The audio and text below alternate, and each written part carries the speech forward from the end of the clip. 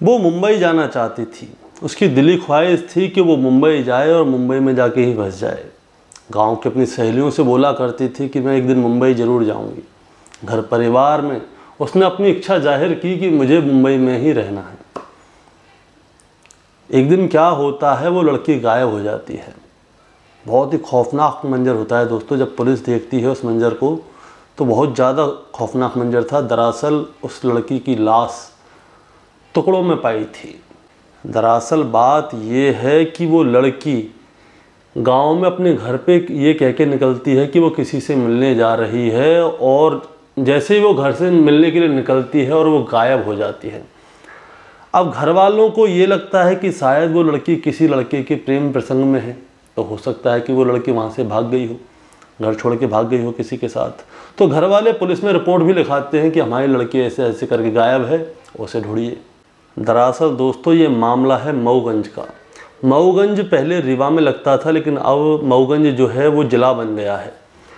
तो बात यह है कि मऊगंज पुलिस वो अपने कामकाज में लगी हुई थी, तो लड़की के घर वाले आते हैं अपने रिश्तेदारों के साथ और वो कहते हैं कि हमारी लड़की कई दिनों से गायब है, हम उसे ढूंढ भी रहे हैं, हर जगह ढूंढने की कोशिश कर ली है, लेकिन हमारी लड़की हमें मिल नहीं रही है।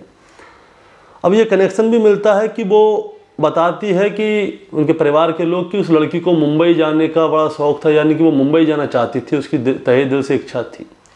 लेकिन होता क्या है दोस्तों, कुछ दिनों बाद एक नाले में गांव के लोगों को शरीर के कुछ अवशेष नज़र आते हैं, यानी कि बॉडी के हाथ पैर कटे हुए नज़र आते हैं। तो गांव के लोग तुरंत पुलिस को बुलाते हैं। पुलिस तुरंत वहाँ पे आती है और बॉडी के पार्ट्स को कलेक्ट करती है, तो और घर वाले के DNA से चेक करवाती है, मैच करवाती है, तो पता चलता है कि ये लड़की उन्हीं की थी। अब पुलिस क्या करती है, 24 घंटे के अंदर ही इस मामले को सुलझा देती है। दरअसल हुआ क्या था, इस लड़की की चाची का जो भाई था वो मुंबई में रहा करता था, और वो मुंबई से आता था तो इस लड़की से उसकी दोस्ती थी। अब लड़की की दोस्ती उसके साथ थी, तो पुलिस कहती है कि चलो इनकी संपर्क करते हैं। तो लड़की के मामा को बुलाया जाता है, जो चाची का भाई होता है, लड़की का मामा लगता है, उसको बुलाया जाता है। तो उससे पूछा जाता है कि बताओ ऐसे ऐसे बात है, लड़की गायब है, क्या तुम जानते हो? वो सीधा सीधा कह देता है कि मुझे कोई जानकारी नहीं है और मेरा उससे कोई लेना देना नहीं है। तो लोग कॉल डिटेल वगैरह निकालते हैं, तो पता चलता है उस लड़की के पास कोई फ़ोन वगैरह नहीं होता। चलो कोई दिक्कत नहीं है। अब वो मामा चला जाता है, तो कोई बताता है कि इस मामा ने उस लड़की को फ़ोन गिफ्ट में दिया है। तो पुलिस अब उसे दोबारा से बुलाती है और उससे पूछताछ करती है कि सही सही बताओ, तुमने उस लड़की को फ़ोन दिया था या नहीं था? वो कहता है कि हाँ, मैंने उस लड़की को फ़ोन दिया था और मेरे उस लड़की से लगभग 2 साल से प्रेम प्रसंग है, वो मेरे संपर्क में है। अब इसके आगे क्या हुआ ये आपको पुलिस बताएगी।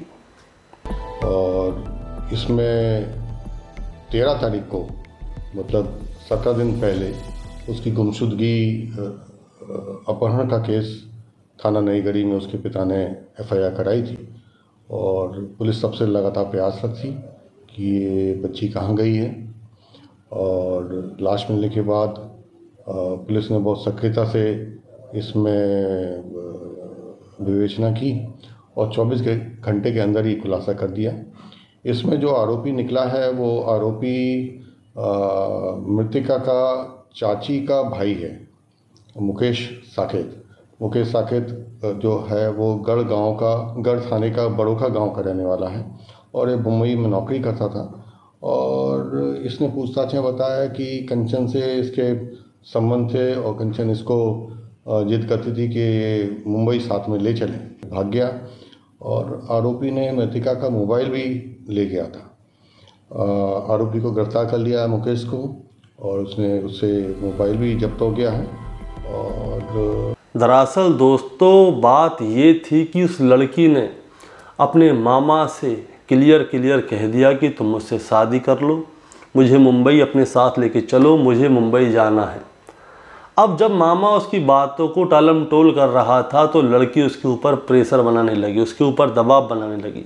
अब जैसे ही लड़की उस मामा के ऊपर ज़्यादा दबाव बनाने लगी, तब मामा ने इस हत्याकांड को अंजाम दिया। और हालांकि पुलिस ने अब इस केस को सुलझा लिया है, ये सारी चीज़ आपके सामने आ गई है। दोस्तों, ऐसी ही कहानियाँ सुनने के लिए, ऐसी क्राइम की वारदात सुनने के लिए आप लोग मेरा चैनल गौरव शर्मा सफ़र सब्सक्राइब कर सकते हैं। हम रोज़ाना आपके लिए कहानी लेकर आते हैं ताकि आप अपने जीने के ढंग को बदल सकें। नमस्कार।